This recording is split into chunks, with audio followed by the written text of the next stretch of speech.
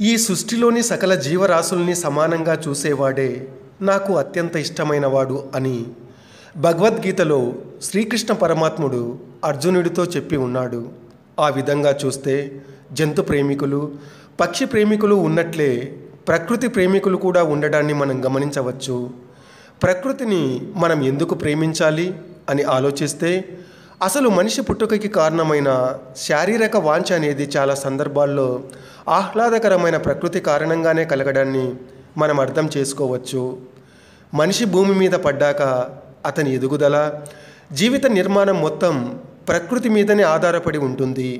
మనిషి బ్రతకాలంటే ఆహారం కావాలి, అది ప్రకృతి కారణంగానే మనకు అందుతోంది.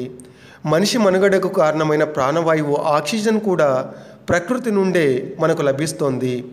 మనిషి ధరించే దుస్తులు మొదలుకొని అతను వాడే సౌందర్య సాధనాల వరకు అన్నిటిలోనూ ప్రకృతి మొక్కలు లేదా వృక్షాల రూపంలో మమేకమై ఉంది.